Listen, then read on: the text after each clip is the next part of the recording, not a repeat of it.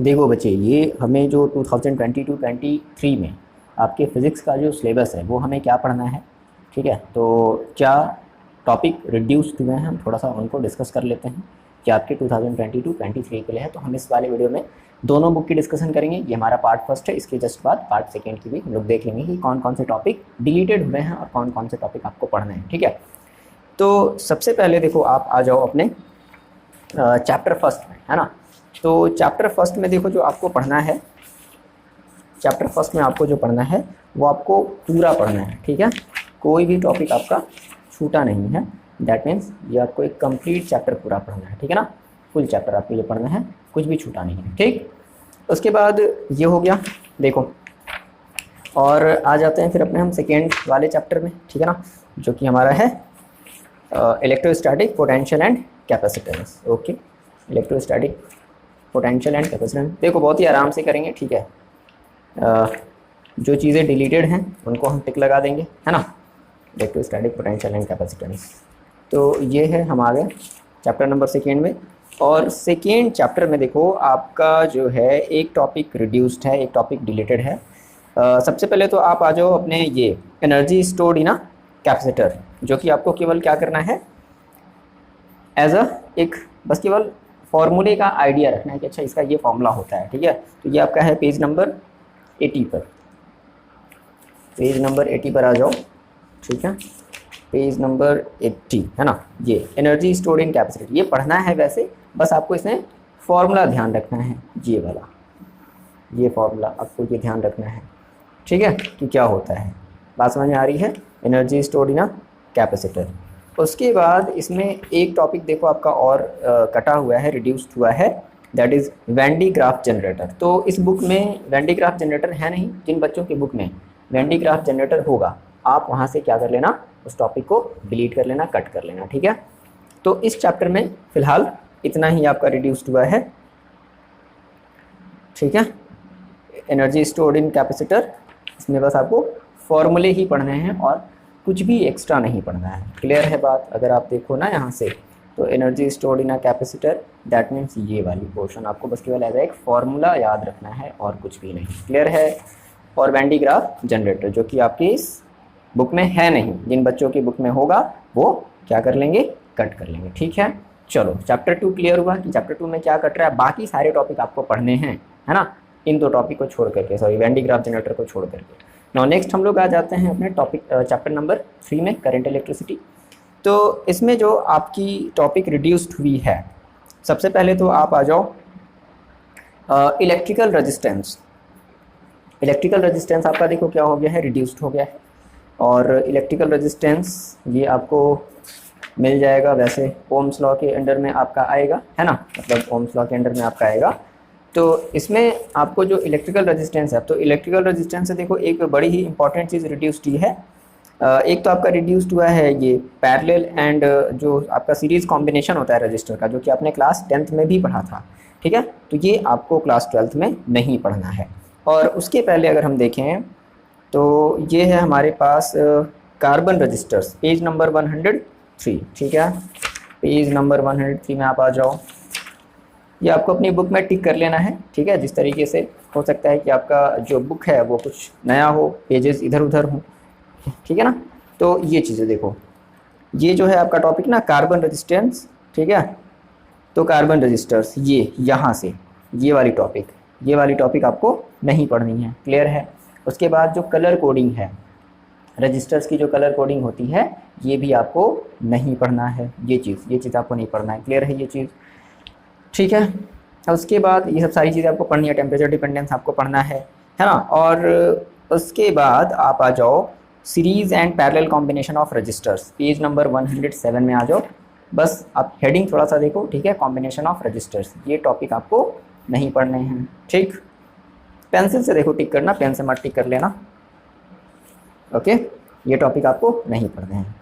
तो ये टॉपिक अगर नहीं पढ़ने हैं तो हो सकता है कि इसकी बेसिस पर आपका जो न्यूमेरिकल है वो भी आपको पढ़ने को ना मिले, ठीक है। उसके बाद ये सब सारी चीज़ें आपको पढ़नी है, CSL, EMF, ये सब कुछ आपको पढ़ना है ना। उसके बाद आ जाओ अपने ये किरचॉफ लॉ आपको पढ़ना है। देखो ठीक है। और देखो इसका एक छोटा सा टॉपिक मिस किया है, सिंपल एप्लीकेशन, मतलब कि हमारे ये जो नया सिलेबस में है ये सिंपल एप्लीकेशन मेंशन नहीं है। मतलब सिंपल एप्लीकेशन का देखो मतलब हो सकता है, पॉसिबिलिटी ये है कि एप्लीकेशन के बेस्ड पर, मतलब ये क्या करते हैं, इसके जनरली हम लोग न्यूमेरिकल्स को सॉल्व करते हैं, तो ऐसी अभी चांसेस है ये चीज़ें तब क्लियर होंगी जब मान लो कि अगर एक CBSE जब है अपना जो है सैम्पल पेपर जब रिलीज़ करता है, तब ये सारी चीज़ें हमें देख करके एकदम क्लियरेंस हो जाएगा कि हाँ ये चीज़ें मतलब न्यूमेरिकल आने हैं कि नहीं आने हैं। फिलहाल अभी हम इसको कंसिडर करके चल रहे हैं कि ठीक है हमें इन चीज़ों को पढ़ना है। और इसके बेसिस पर आपका एक जो टॉपिक है मीटर ब्रिज, वाह क्या बात है, मीटर ब्रिज। मीटर ब्रिज देखो आपका उड़ा दिया है पेज नंबर 120 पर। ये सब आपको पढ़ना है, व्हीटस्टोन ब्रिज पढ़ना है, हाँ ये देखो आपको नहीं पढ़ना है, ठीक है। तो इस पर क्या कर लेना है, आपको टिक कर लेना है, मीटर ब्रिज आपको नहीं पढ़ना है। क्लियर है बात। सिमिलरली इसके बाद आप अगर आ जाओ मीटर ब्रिज आपका हो गया, उसके बाद पोटेंशियोमीटर, ये सब वगैरह भी कुछ नहीं पढ़ना है। पोटेंशियोमीटर सब कट है, ठीक है। पोटेंशियोमीटर हो गया, ये सब भी आपका क्या है, कैंसिल आउट है, ये सब आपको नहीं पढ़ना है। इसके बेसिस पर जो भी एप्लीकेशंस है ये कुछ नहीं पढ़ना है। क्लियर है बात। तो ये आपका चैप्टर नंबर 3 क्लियर हुआ, करंट इलेक्ट्रिसिटी क्लियर हो गई, ठीक है। अगर कोई प्रॉब्लम आती है फिर भी तो आप मेरे को कमेंट करके बताओ। देखो उसके बाद आ जाते हैं अपने चैप्टर नंबर 4 में, सॉरी हाँ 4 में आ जाते हैं, है ना। चैप्टर नंबर 4 जो कि आपका है मूविंग चार्जेस एंड मैग्नेटिज्म। तो मूविंग चार्जेस और मैग्नेटिज्म में सबसे पहले तो इसने एक टॉपिक उड़ा दिया है, साइक्लोट्रॉन को उड़ा दिया है, ठीक है। तो साइक्लोट्रॉन आपका है पेज नंबर 140 पर।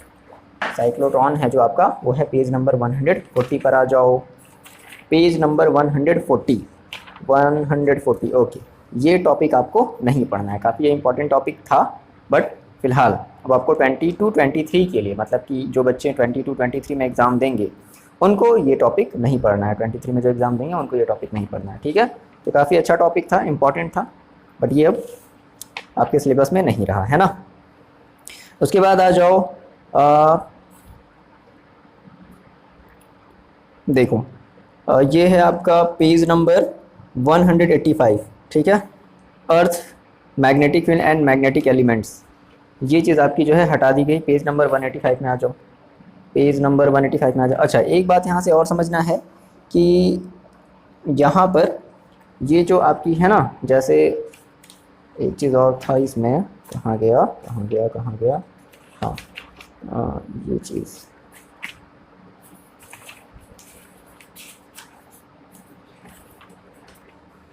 नहीं ठीक है।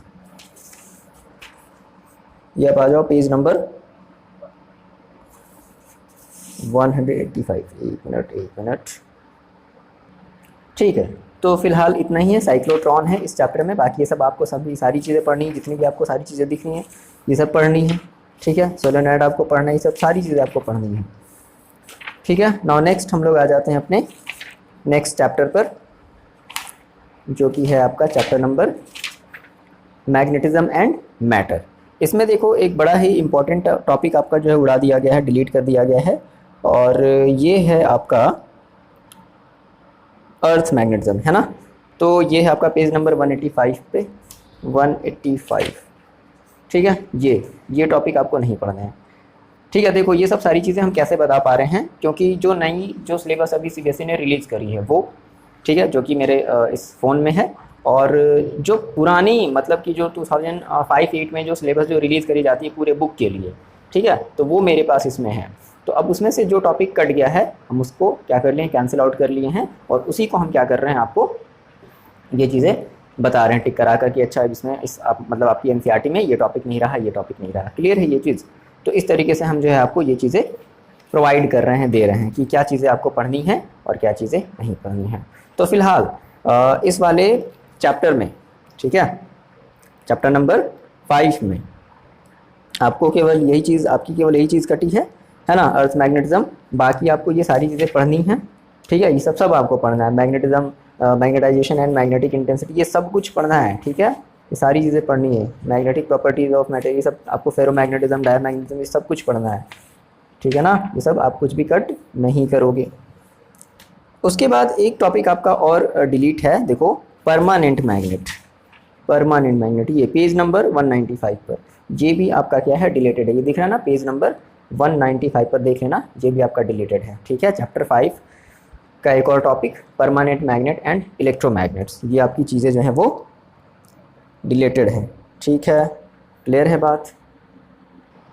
ओके, अब उसके बाद आगे देखो, ये आपका हो गया मैग्नेटिज्म एंड मैटर वाला चैप्टर, ये चीज़ें फिनिश हो गई। ठीक है, नाउ हम लोग आते हैं अपने नेक्स्ट चैप्टर में, चैप्टर नंबर 6 में, इलेक्ट्रोमैग्नेटिक इंडक्शन। ओके, तो इलेक्ट्रोमैग्नेटिक इंडक्शन में देखो आपकी एक चीज़ जो है बड़े प्यार से जो है जो रिमूव कर दी गई है पेज नंबर 218 पर, ईडी करंट। ठीक है, ईडी करंट जो है आपको नहीं पढ़ना है। 218 हो सकता है कि आपकी बुक में कुछ अलग पेज हो, बट ये टॉपिक ध्यान से देखो, ईडी करंट ये आपको नहीं पढ़ना है। ठीक है, ये बच्चों को काफ़ी परेशान करता था, बट था ये बड़ा इजी, तो अब ये हमें नहीं पढ़ना है, बाकी सारी चीज़ें इसमें हमें पढ़नी है। ठीक है, सेल्फ इंडक्शन, म्यूचुअल इंडक्शन, सारी चीज़ें, इंडक्टेंस, सारी चीज़ें पढ़नी है। बस ईडी करंट, ये एसी जनरेटर ही पढ़ना है, जो कि एसी जनरेटर आपका उस वाले नेक्स्ट वाले अल्टरनेटिंग करंट्स वाले चैप्टर में जो ये मेंशन है, बट ये इसी वाले चैप्टर में दे दिया है, तो इसको भी आप पढ़ोगे, इसको कट मत करना कि सर ये तो हमारे सिलेबस में तो लिखा हुआ ही नहीं है, तो ये होगा आपके अल्टरनेटिंग वाले में ये आएगा। तो एसी जनरेटर भी हमें पढ़ना है, ध्यान रखना। तो ये हो गया। नाउ नेक्स्ट हम लोग आते हैं अपने चैप्टर नंबर इस पर 7 पर, अल्टरनेटिंग करंट। ठीक है, काफ़ी बड़ा चैप्टर। तो इसमें से देखो बहुत सारी चीज़ें आपकी रिमूव करी गई हैं। जो सबसे पहली चीज़ रिमूव करी गई है वो है LC oscillation. Okay, LC oscillation देखो आपका हटा दिया गया है। एलसी ऑसिलेशन आ जाओ पेज नंबर 255 पर, पेज नंबर 255 पर, ये आपको सब कुछ पढ़ना है, बस एलसी ऑसिलेशन नहीं पढ़ना है। 255 ये आपका कट कर दिया गया। ओके, क्लियर है? एलसी ऑसिलेशन आपका कट कर दिया गया। और उसके बाद सब आपको पढ़ना है, एसी जनरेटर, ट्रांसफार्मर, सब आपको पढ़ना है ना, ध्यान रखना।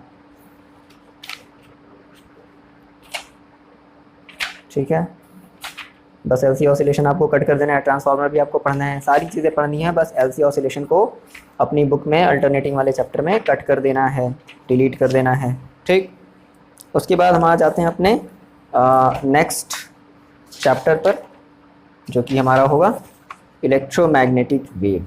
ठीक है, देखो इलेक्ट्रोमैग्नेटिक वेव, तो इलेक्ट्रोमैग्नेटिक वेव में क्या कटा है भाई? हाँ, इलेक्ट्रोमैग्नेटिक वेव में देखो, हाँ ओके, ये आपका फुल चैप्टर आ रहा है, कुछ भी चीज़ें छोड़नी नहीं है, सारी चीज़ें आ रही हैं फुल। क्लियर है? इलेक्ट्रोमैग्नेटिक वेव ये आपका जो चैप्टर 8 है, ये आपको फुल पढ़ना है। ठीक है, कोई भी टॉपिक नहीं छोड़ना है। ओके, उसके बाद हम आ जाते हैं चैप्टर नंबर 9 पर। ठीक है ना, देखो ये आ जाते हैं हम लोग अपने सेकेंड बुक पर। ठीक है, फिज़िक्स क्लास 12 की सेकेंड पार्ट, और ये हम लोग किसके लिए देख रहे हैं? फॉर 2022 और 23 के लिए, यानी कि जो आप बच्चे 2023 में जो बोर्ड का एग्ज़ाम दोगे क्लास 12 का, ये उसके लिए है। ठीक है ना, तो नेक्स्ट हमारा जो चैप्टर है ऑप्टिक्स की अगर हम बात कर लें, जो कि हमारा स्टार्ट होगा रे ऑप्टिक्स से। ठीक है, ray optics and optical instrument. तो इस चैप्टर में बहुत सारी चीज़ें जो हैं चेंजेस देखो करी गई हैं। सबसे पहली चीज़ कि आपका जो रिफ्लेक्शन वाला जो फिनोमिना है वो ऐड कर दिया गया है, पिछली बार ये हटा दिया गया था, जो कि काफ़ी ख़राब था, है ना। और उसके बाद अब जो चीज़ें रिड्यूस्ड हैं हम थोड़ा सा वो देख लेते हैं। तो देखो इसमें आपको जो पढ़ना है, सॉरी जो नहीं पढ़ना है, वो है contact lenses in contact combination. देखो लेंसेज का कॉन्टैक्ट आपको पढ़ना है, बट मिरर का जो कॉन्टैक्ट है वो आपको नहीं पढ़ना है। ठीक है, एंड मिरर, तो मिरर का कॉन्टैक्ट आपको नहीं पढ़ना है। ठीक, तो इसमें ऑलरेडी ये चीज़ें डिलीट कर दी गई हैं। मिरर का जो एक दूसरे से जो कॉन्टैक्ट होगा वो आपको नहीं पढ़ना है, हाँ, बट लेंसेज का जो कॉन्टैक्ट होगा वो आपको पढ़ना है, ये बात ध्यान रखो। उसके बाद रिफ्रैक्शन, एंड देखो रिफ्रैक्शन थ्रू अ प्रिज्म पढ़ना है, but dispersion of light through prism ये नहीं पढ़ना है, डिस्पर्सन आपको नहीं पढ़ना है। क्लियर है ये बात? Dispersion of light through prism, और जो कि इस बुक में ऑलरेडी वो पहले ही कट कर दिया है, dispersion of light through prism. अगर ये आपके बुक में होगा तो पढ़ लेना। देखो यहाँ पर दो चीज़ें हैं, रिफ्रैक्शन आपको पढ़ना है, कंफ्यूज मत होना, ये आपको पढ़ना है refraction through a prism, but जो डिस्पर्सन है लाइट की थ्रू प्रिज्म के थ्रू, हमें वो चीज़ नहीं पढ़नी है। ठीक, ध्यान रखना। अब उसके बाद आ जाओ आप अपने पेज नंबर 332, ठीक है, हाँ 332। देखो ये सब जितने भी आपके नेचुरल फिनोमिना हैं ड्यू टू सनलाइट, ये आपको नहीं पढ़ना है, ठीक है। ये जो रेनबो का फॉर्मेशन है ये सब भी आपको नहीं पढ़ना है। ये जो जितनी भी चीज़ें आपको दिख रही हैं ना, ये सब कुछ भी आपको नहीं पढ़ना है। स्कैटरिंग ऑफ लाइट भी देखो आपको नहीं पढ़नी है, पेज नंबर 334 पर स्कैटरिंग ऑफ लाइट भी आपको नहीं पढ़नी है। उसके बाद ये ख़त्म, ये ध्यान रखना, ये आप लोग ध्यान रखना कि ये सारी की सारी चीज़ें हमें नहीं पढ़नी है ना। उसके बाद आ जाते हैं अपने पेज नंबर हम 335 पर, जो कि ऑप्टिकल इंस्ट्रूमेंट है, जो कि हमें बड़े अच्छे से पढ़ना है। और ऑप्टिकल इंस्ट्रूमेंट में देखो, जैसे कुछ बच्चों के पास एनसीईआरटी की पुरानी बुक होगी, तो उसमें जो देखो टॉपिक है ना, ध्यान से अगर कट कर लेना अगर होगा आपके पास तो, क्योंकि ये नई बुक है तो इसमें ये सब टॉपिक ऑलरेडी रिड्यूस्ड हैं। तो देखो क्या क्या नहीं पढ़ना है, जैसे उसमें होगा आपका, अगर आपकी पुरानी बुक होगी, कुछ बच्चों के पास होगी, तो ह्यूमन आई नहीं पढ़ना है, इमेज फॉर्मेशन एंड एकोमोडेशन नहीं पढ़ना है, करेक्शन ऑफ आई डिफेक्ट्स नहीं पढ़नी है, ठीक है, मायोपिया एंड हाइपरमेट्रोपिया नहीं पढ़ना है, यूजिंग, ये सब आपको कुछ भी नहीं पढ़ना है। ये सब सारी चीज़ें आप अपने बुक से कट कर लेना फॉर 2022-23 के लिए। नाउ नेक्स्ट आ जाते हैं अपने माइक्रोस्कोप एंड एस्ट्रोनॉमिकल टेलीस्कोप पर, ठीक है। ये दैट मीन्स ऑप्टिकल इंस्ट्रूमेंट, ये आपको पूरा का पूरा पढ़ना है, और इसमें केवल आपको पढ़ना है माइक्रोस्कोप के बारे में और टेलीस्कोप के बारे में, ठीक है ना। तो ये आपको सारी चीज़ें पढ़नी है ऑप्टिकल इंस्ट्रूमेंट में, ये आपको सब कुछ पढ़ना है। क्लियर है बात क्या? ठीक है, टेलीस्कोप हो गया, कुछ भी नहीं छोड़ना है, ये सब सारी चीज़ें पढ़नी है। ओके, नाउ नेक्स्ट अपने आ जाते हैं हम चैप्टर, कौन सा चैप्टर है? वेव ऑप्टिक्स होगा इसके बाद, ठीक है। चैप्टर नंबर 10 पर आ जाते हैं, वेव ऑप्टिक्स में। देखो वेव ऑप्टिक्स में जो हमारी चीज़ें हटाई गई हैं, ऐसा तो कुछ भी इसमें हटाया तो नहीं गया है, बट यहाँ पर एक चीज़ देखो इम्प्रूव किया गया है कि जो आपकी एक टॉपिक है आपका इंटरफेरेंस में, young double slit experiment and expression for fringe width, ठीक है। आ जाओ पेज नंबर 364 पर, पेज नंबर 364 पर आ जाओ। तो 364 पर ये जो आपकी, हाँ ये वाली चीज़ है ना, फ्रिंज विड्थ का ये जो फॉर्मूला है, केवल आपको फॉर्मूला ध्यान रखना है, ये आया कैसे है, ये सब क्या सारी चीज़ें हैं, ये क्या इसकी कहानी है, ये आपको कुछ भी नहीं करना, ठीक है ना। लिखा है वहाँ पर क्वालिटेटिव आइडिया, मतलब कि आपको बस केवल और केवल फॉर्मूले का नॉलेज रखना है, उसके बेसिस पर हो सकता है कि न्यूमेरिकल बना दे। आपको ये कैसे आ रहा है, इसका डेरिवेशन कैसे हो रहा है, ये आपको बिल्कुल भी नहीं समझना है, नहीं करना है। क्लियर है बात? ये चीज़ रिड्यूस्ड हुई है, ये चीज़ टिक कर लो कि ये चीज़ आपको केवल ओनली फार्मूला, क्या लिखना है आपको, केवल ओनली फार्मूला करना है। सब सारी चीज़ें हमें नहीं करनी, पेंसिल से करना, पेन से मत कर लेना ताकि मिटाने में आसानी हो। उसके बाद देखो एक और आपकी चीज़ है,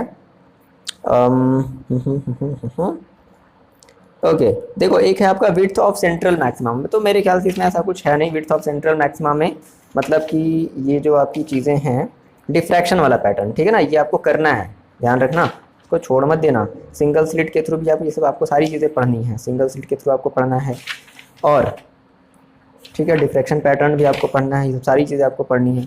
हाँ ये जो आपका टॉपिक है रिजॉल्विंग पावर ऑफ माइक्रोस्कोप, ये सब सारी चीज़ें नहीं पढ़नी है। पेज नंबर है आपका 372, ठीक है।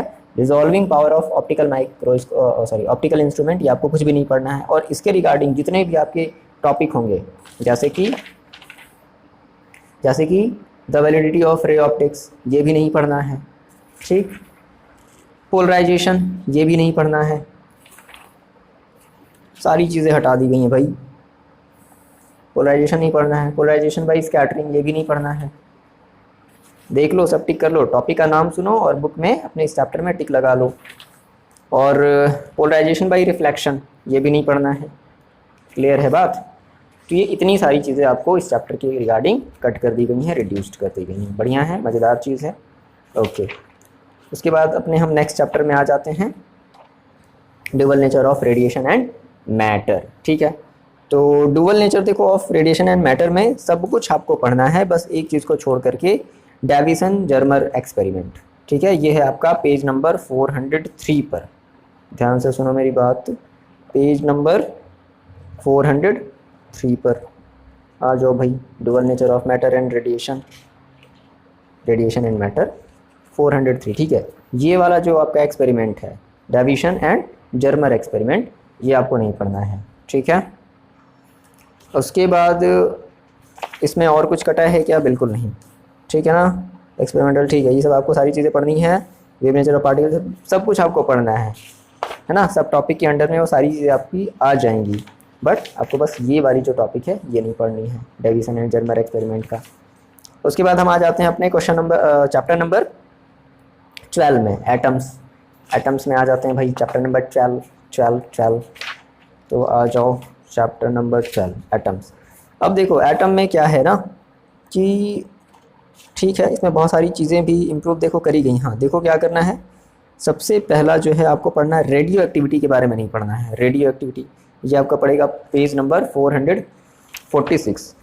पेज नंबर 446 में अगर आप आ जाओ तो 446। हाँ एक चीज़ और देखना, ये चीज़ आप एक और थोड़ा सा देखोगे। पहले तो आप आ जाओ रेडियो एक्टिविटी वाला जो आपका टॉपिक है वो है, कहाँ गया भाई साहब कहाँ चले गए। रेडियो एक्टिव एक ये भी है, आपको ये भी चीज़ भी नहीं पढ़नी है। एक मिनट यार गड़बड़ हो गया, ये इसमें नहीं है क्या?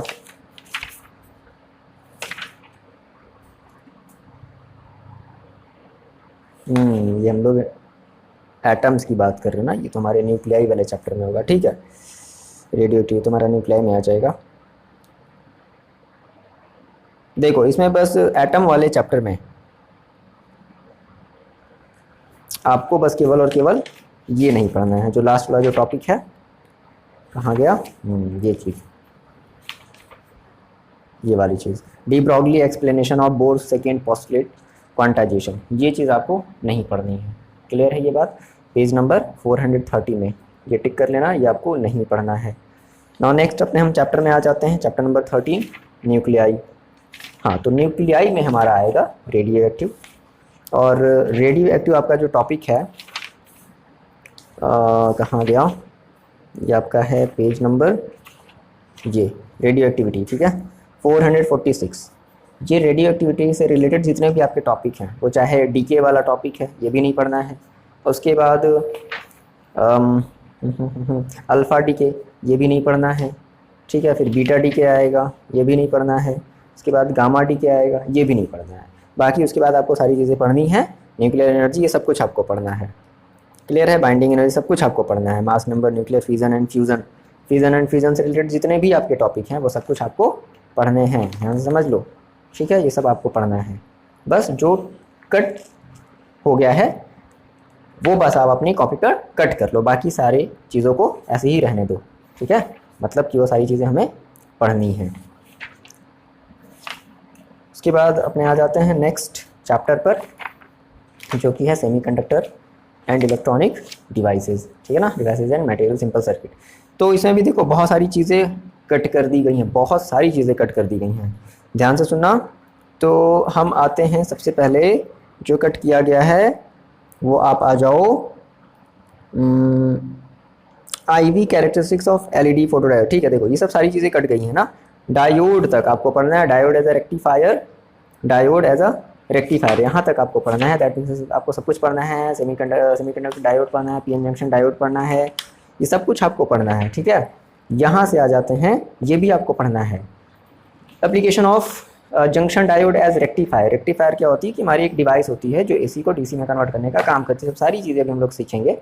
फिलहाल जो हमें नहीं पढ़ना है उस पर देखो टिक कर ले रहे हैं। Special purpose of PN junction diode, zener diode ये नहीं पढ़ना। जितनी भी चीज़ें हैं, ठीक है, जितनी भी चीज़ें हैं ये सब आपको कुछ भी नहीं पढ़ना है। Opto electronics junction devices, photo diode ये भी नहीं पढ़ना है। सब जो आपके सीनियर जो बच्चे हैं, मतलब कि जो इस साल एग्ज़ाम देंगे 2022 में जो एग्ज़ाम देंगे, उन लोगों को, उन बच्चों के सब पढ़ना है। बट आप लोगों को अगले ईयर के लिए यानी कि 2023 के लिए कुछ भी नहीं पढ़ोगे। लाइट इमिटिंग डायोड LED नहीं पढ़ना है। देखो ये सब ऐसे इंपॉर्टेंट चीज़ थी। LED जो आप लोग घरों में जो जलाते हो सब, तो थोड़ा इनका नॉलेज लेना चाहिए था।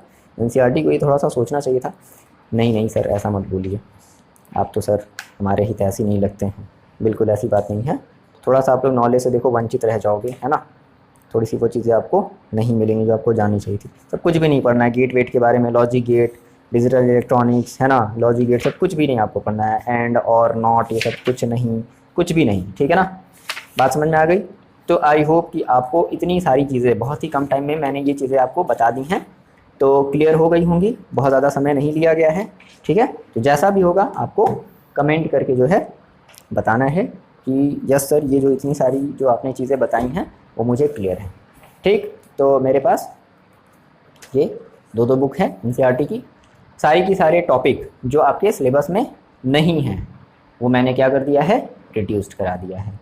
ठीक है, चलो जैसा भी होगा आप कमेंट करके बताओगे। और देखो, इन टॉपिक को अगर आप डिटेल में पढ़ना चाहते हो तो मैंने ये सारे के सारे टॉपिक अपने चैनल पर अपलोड करके रखे हुए हैं। ठीक है, आप बस जाओ प्लेलिस्ट में जाओ और देखो, जिस भी चैप्टर को आपको पढ़ना है बहुत डिटेल में आपको समझना है, आराम से आपको सारी चीज़ें समझ में आएंगी। चलो मिलते हैं नेक्स्ट वीडियो में, पढ़ाई करते रहो और अपना ख्याल रखो।